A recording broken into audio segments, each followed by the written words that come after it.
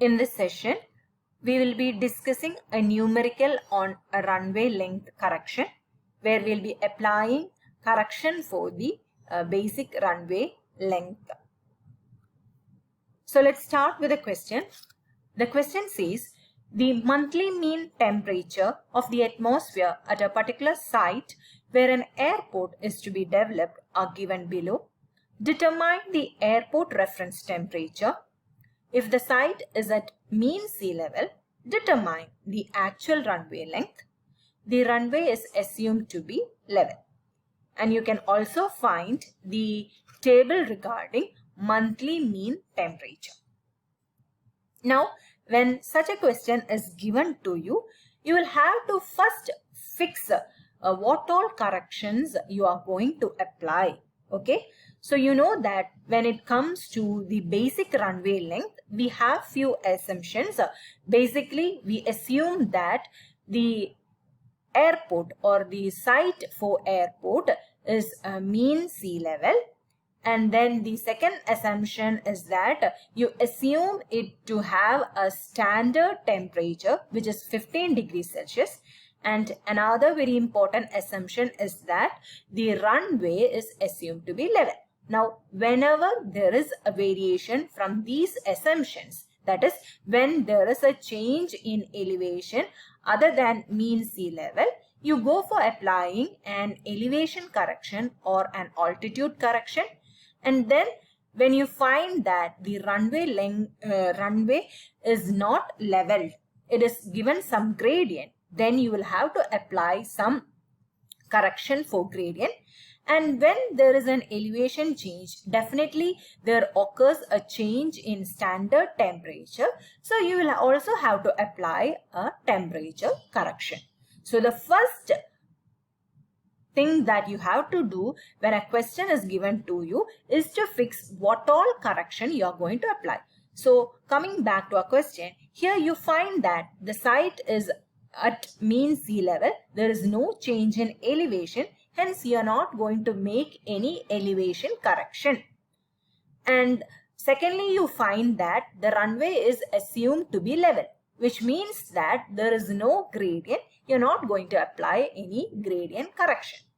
Now, since they have asked you to find out the airport reference temperature and you're given with a temperature table, it means that there is some change in temperature and you will have to apply some temperature correction.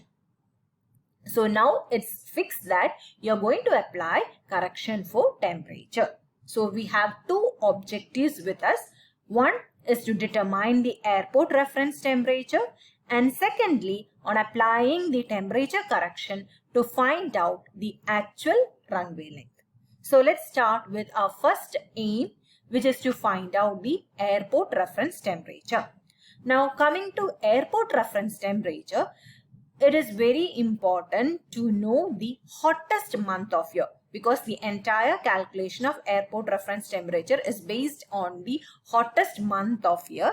So from this table, from the table, it's known that the month June is the hottest month of year. You find its mean average daily temperature as 40 degrees Celsius and its mean maximum daily temperature as 50 degrees Celsius. Knowing this, let's proceed with the determination of airport reference temperature.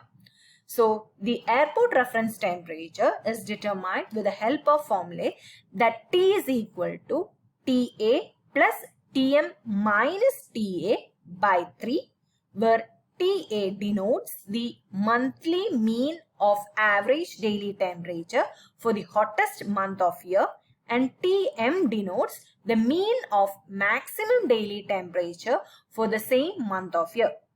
Okay, so the table clearly gives us the TA and Tm values, and those values are known to us. As said, TA is 40 degrees Celsius and Tm, the maximum daily temperature, is 15 degrees Celsius.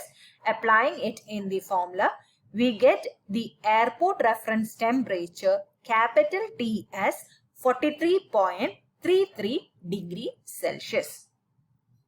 So now we have actually achieved our first objective, which is to determine the airport reference temperature. Now moving on to the application of temperature correction.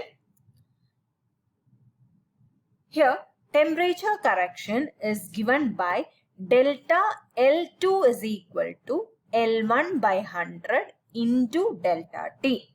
Okay, here L1 denotes the change in runway length on application of elevation correction, and delta T denotes the change in the airport reference temperature and standard temperature. Now, if there was an elevation correction, or if there was a change in elevation, okay, if the airport was at some other elevation than the mean sea level, your TS might have changed. But here, since the elevation is at mean sea level, the airport is at mean sea level, there is no change in TS. TS remains the same, that is 15 degrees Celsius. And T you have already calculated. So now you can find out your delta T on applying the values in the formula T minus TS.